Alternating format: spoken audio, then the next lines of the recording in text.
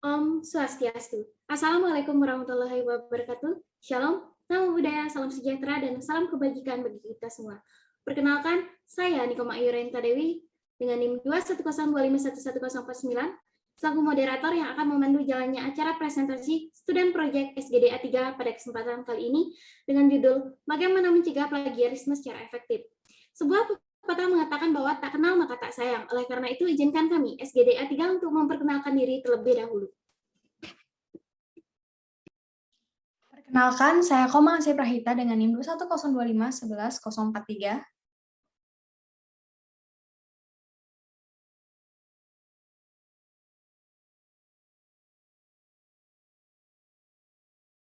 Perkenalkan, nama saya Imade Dwi Yudhiyana Gunawisesa dengan NIM 210251104.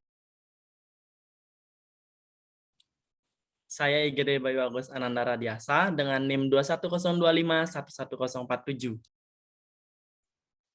Perkenalkan, nama saya Madiandra Nugraha Putra dengan NIM 21025111048. Perkenalkan, nama saya I Gusti Ngurah Agung Kresna Wijantara Bagus Putra dengan NIM 21025111052. Perkenalkan, nama saya Nyoman Mas Baranya Tangkas dengan NIM 210251105. Perkenalkan, nama saya Nimadi Priwinandari dengan NIM 210511054. Perkenalkan, nama saya Nimade Winnie Karisna Wardani dengan NIM 21025111055. Perkenalkan, nama saya Madi Dwinanda Prabawa Mahardana dengan NIM 21025111057. Perkenalkan, nama saya Indra Gracelia Tekai dengan NIM 21025111058. Perkenalkan, nama saya Dewa Yulungita Saraswati dengan NIM 210251110. Dan saya Yendra Sita Dila Bestri Tarigan dengan NIM 21025111062.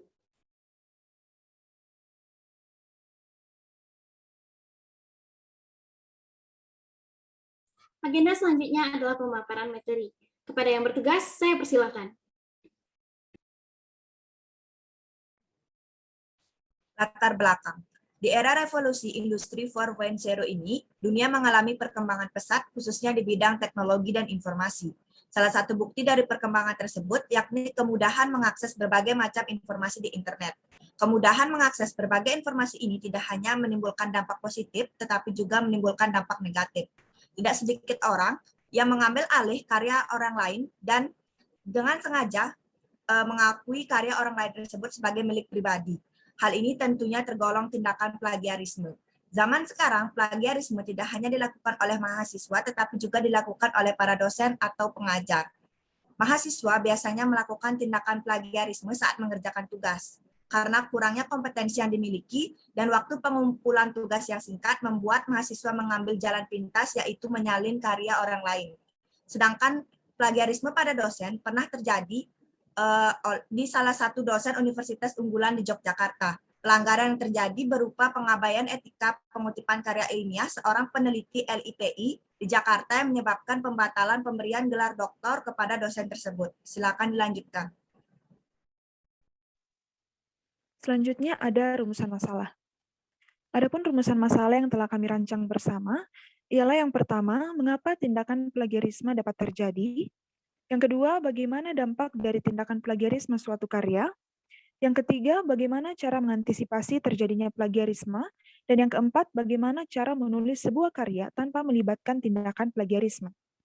Selanjutnya, tujuan dari penulisan student project ini ialah untuk mengetahui alasan terjadinya tindakan plagiarisme, mengetahui dampak dari tindakan plagiarisme, mengenal cara mengantisipasi tindakan plagiarisme, dan mengetahui kriteria penulisan karya ilmiah yang baik tanpa melibatkan tindakan plagiarisme. Selanjutnya, manfaat yang didapatkan dari penulisan student project ini ialah penulis diharapkan dapat lebih memahami plagiarisme secara lebih mendalam, diharapkan dapat menjadi referensi bagi penulis lain untuk penulisan kajian selanjutnya, dan masyarakat diharapkan dapat memahami dan mengimplementasikan hasil kajian ini agar proses pencegahan dan penanganan plagiarisme dapat berjalan secara efektif dalam lingkungan sosial. Selanjutnya akan dijelaskan oleh rekan saya.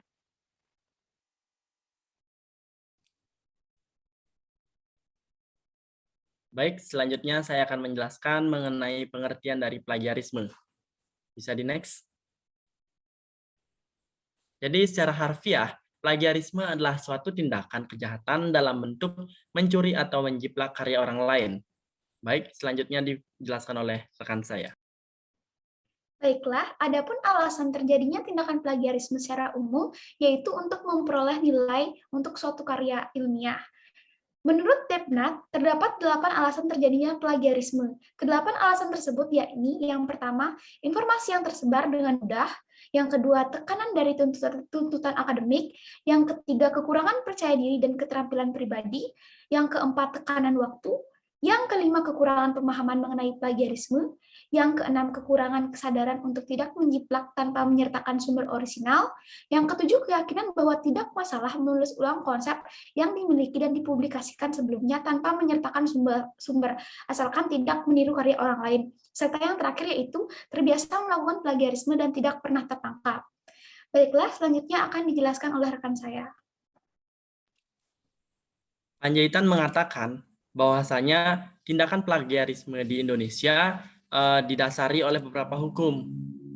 Yakni yang pertama adalah Undang-Undang Nomor 20 Tahun 2003 tentang Sistem Pendidikan Nasional Pasal 25 Ayat 2 dan Pasal 70 tentang sanksi plagiarisme di lingkungan akademis. Lalu ada Undang-Undang Nomor 28 Tahun 2014 Pasal 44 Ayat 1, lalu ada Undang-Undang Nomor 12 Tahun 2012 Pasal 28 Ayat 5 dan Pasal 92, lalu ada Peraturan Menteri Pendidikan Nasional Republik Indonesia Nomor 17 Tahun 2010, lalu ada Kitab Undang-Undang Hukum Pidana dalam Pasal 380, dan Keputusan Presiden Nomor 18 Tahun 1997. Baik, selanjutnya akan dijelaskan oleh rekan saya. Selanjutnya, terdapat beberapa jenis-jenis dari tindakan plagiarisme. Tindakan plagiarisme ini didasari oleh beberapa tipe. Yang pertama ada tipe motivasi. Jadi tipe motivasi ini pertama ada intensional, yaitu plagiarisme yang dilakukan secara sadar. Yang kedua itu ada unintentional, yang dilakukan secara ketidaksengajaan atau ketidaktahuan. Yang terakhir ada inadvertent, yang disebabkan oleh kelalaian si penulis. Tipe selanjutnya yaitu dari cara melakukan tindakan plagiarisme. Yang pertama ada patch writing, yaitu menyalin secara utuh. Yang kedua ada inappropriate paraphrasing, yaitu perubahan yang dilakukan sangat sedikit tanpa diberi tanda petik atau tidak mengindahkan aturan dari kutipan. Yang ketiga ada summarize, yaitu menyingkat tulisan atau karya orang lain tanpa menyebut sumber atau tidak mencantumkan sumber dari kutipan yang telah diambil. Selanjutnya ada 10 spektrum plagiarisme menurut Turnitin. Yang pertama ada clone, yang kedua ada control plus C, yang ketiga ada find replace, yang keempat ada remix, yang kelima ada recycle, yang keenam ada hybrid, yang ketujuh ada mashup, yang kedelapan ada for error, yang ke-9 ada aggregator, yang ke-10 ada retweet. Selanjutnya akan dijelaskan oleh rekan saya. Selanjutnya ada dampak tindakan plagiarisme bagi plagiator dan pemilik karya. Tindakan plagiarisme sangatlah berdampak, baik berdampak bagi plagiator maupun pemilik karya. Bagi plagiator, plagiarisme meningkatkan rasa tidak percaya diri terhadap hal yang dikerjakan. Selain menurunkan rasa percaya diri, hasil instan dari plagiarisme akan menjerumuskan seseorang untuk terus melanggar hukum orisinalitas karya sehingga menimbulkan efek yang tidak takut hukum. Selain itu, plagiarisme juga meningkatkan rasa malas bernalar dalam diri plagiator, sehingga munculnya sifat suka menunda pekerjaan yang mengakibatkan seseorang mencari jalan pintas dalam menyelesaikan sebuah karya. Tindakan plagiarisme dapat disamakan dengan tindakan mencuri. Karya pribadi yang diakui sebagai milik orang lain tentu menciptakan konsekuensi buruk bagi pemilik karya. Plagiarisme yang terjadi mengakibatkan penilaian atau penghargaan tersebut yang seharusnya diberikan kepada pemilik karya malah diberikan kepada plagiator. Ancaman plagiarisme tersebut tentu mengakibatkan penurunan moral dan mental masyarakat dalam berkarya. Selanjutnya akan dilanjutkan oleh rekan saya. Baiklah, di sini saya akan menjelaskan dampak plagiarisme bagi institusi. Publikasi ilmiah mencerminkan kinerja perguruan tinggi. Universitas ternama dengan akreditasi tinggi banyak dicari pelajar. Riwayat alumni merupakan salah satu hal yang paling diperhatikan dalam bursa kerja. Secara garis besar, terdapat 3 dampak utama plagiarisme bagi institusi. Pertama, plagiarisme dapat mengakibatkan kredibilitas institusi penampung plagiator menurun. Kedua, plagiarisme dapat menyebabkan kegiatan pengembangan masyarakat terganggu. Berbagai solusi inovatif yang diupayakan untuk diaplikasikan institusi akan kurang diterima masyarakat. Terakhir, dan yang ketiga, praktik plagiarisme sebagai suatu bentuk kecurangan akademik memunculkan stigma buruk bagi sang plagiator beserta institusi tersebut. Meski bukan pelaku, mahasiswa lain tetap mendapat beban pasca perkuliahan karena mendapat label juga sebagai penjiplak karya. Presentasi selanjutnya akan dijelaskan oleh rekan saya. Baiklah, selanjutnya saya akan menjelaskan mengenai mengantisipasi tindakan plagiarisme dari pihak pemilik karya. Dalam penulisan karya, pengutipan merupakan sebuah keharusan. Dengan mengutip, penulis mampu mengambil argumen-argumen yang dapat mendukung hasil penelitiannya. Selain itu, menuliskan citasi ataupun kutipan itu juga merupakan bentuk pengakuan terhadap penulis asli karena pandangan bahkan teorinya telah kita gunakan untuk mendukung dan melengkapi karya kita. Langkah berikutnya yang dapat dilakukan itulah dengan menggunakan parafrase. Parafrase dapat diartikan sebagai upaya untuk mengangkat intisari sebuah bacaan dan kemudian dituliskan kembali dengan menggunakan kata-kata sendiri. Parafrase dapat dilakukan dengan membaca dan memahami teks secara keseluruhan dengan cermat dan kemudian dituliskan kembali dengan menggunakan kata-kata sendiri tanpa mengubah makna aslinya. Seperti halnya parafrase, summarize atau meringkas juga merupakan cara yang dapat ditempuh untuk mengantisipasi tindakan plagiarisme. Meringkas dapat dilakukan dengan membaca teks secara keseluruhan, kemudian ide dan intisarinya dituliskan dengan menggunakan kata-kata baru, disusun secara sistematis dan cermat. Meskipun disusun secara menggunakan kata-kata baru, ringkasan tetap harus menyertakan sumber aslinya dan juga nama penulis. Hal yang tidak kalah penting dalam mengantisipasi plagiarisme itu adalah memeriksa karya yang ditulis. Memeriksa karya itu bertujuan untuk mengetahui tingkat keaslian dari suatu karya. Banyak program atau piranti lunak yang dapat digunakan. Salah satu contohnya itulah Turnitin. Presentasi selanjutnya akan dilanjutkan oleh rekan saya. Dikarenakan tindakan plagiarisme banyak terjadi dan memberikan dampak negatif bagi sebuah institusi, oleh karena itu, berbagai pihak institusi dari pemerintah maupun universitas telah melakukan banyak regulasi pencegahan ataupun antisipasi agar kegiatan plagiarisme ini tidak terjadi. Cara yang telah dilakukan adalah pengarahan, pengendalian, dan juga teknik administratif. Sedangkan melalui Permendiknas nomor 17 tahun 2010 telah diatur tahapan dalam mengantisipasi tindakan plagiarisme. Di antaranya terdapat 5 poin. Yang pertama, persandingan antara karya. Kedua, pemberian kesaksian tertulis oleh dosen sebidang. Ketiga, mahasiswa diberikan kesempatan untuk melakukan pembelaan. Yang keempat, pimpinan institusi memberikan sanksi sebagai plagiator. Dan yang terakhir adalah apabila mahasiswa tidak terbukti bersalah, sanksi tidak dapat dijatuhkan kepada mahasiswa. Selanjutnya akan dilanjutkan oleh rekan saya. Baik, selanjutnya saya akan menjelaskan tentang kriteria penulisan karya tanpa melibatkan tindakan plagiarisme. Dalam membuat karya tulis, tentu terdapat kriteria-kriteria yang harus dipenuhi oleh seorang peneliti agar karyanya tidak dianggap plagiarisme. Yang pertama yaitu menyitir atau mengutip langsung. Menyitir langsung dapat dilakukan dengan menyalin sebagian ataupun seluruh frasa secara langsung dan dituliskan kembali menggunakan kata-kata sendiri. Dalam mengutip, secara langsung penulisan kutipan ditulis menggunakan tanda petik. Kutipan langsung dapat dilakukan apabila terjadi beberapa kondisi seperti rumus dan dalil ilmiah, ayat kitab suci, dan catatan kaki atau footnote dari pengarang. Yang kedua ada parafrase.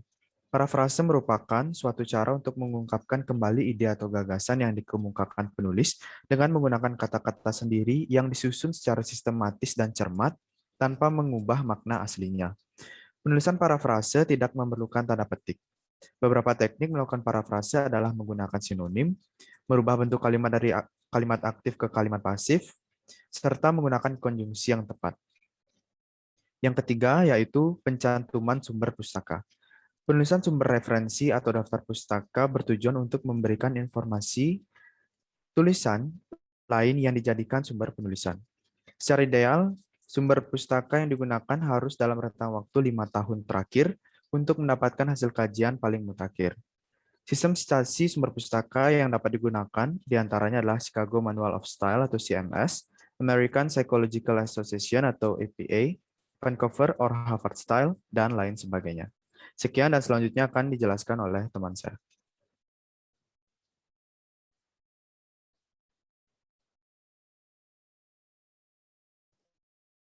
Baik, yang selanjutnya adalah kesimpulan. Plagiarisme adalah tindakan kejahatan atau kriminal dalam bentuk patch writing, inappropriate paraphrasing, dan summaries karya milik orang lain.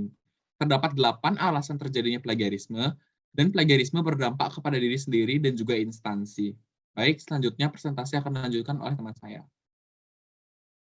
Baiklah, kesimpulan selanjutnya yaitu para penulis menanggulangi terjadinya tindakan plagiarisme dengan mengambil kutipan harus disertai dengan identitas karya tersebut, dan juga melakukan parafrase serta summarize atau ringkas. Terakhir, cara yang paling penting dilakukan dengan maksud mengantisipasi plagiarisme dari diri sendiri, yakni memeriksa kembali hasil karya yang ditulis. Prinsip utama dalam menciptakan karya adalah menghormati karya orang lain dan sebisa mungkin tidak mengambil ide, bahkan mengakuisisi secara sepihak. Terdapat kriteria-kriteria yang harus dipenuhi agar suatu karya tidak dicap plagiarisme, yaitu menyitir langsung serta parafrase yang merupakan kriteria umum dan pencantuman sumber pustaka yang jelas yang merupakan kriteria penulisan karya ilmiah yang baku. Next.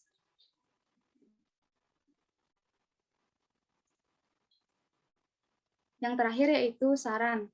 Saran bagi penulis yaitu diharapkan dapat meminimalisir aktivitas plagiarisme. Saran bagi institusi yaitu diharapkan dapat memperketat pengawasan dan memperkuat kedudukan regulasi mengenai pengawasan dan pelanggaran dalam bentuk plagiarisme. Sekian dari saya kembalikan ke moderator.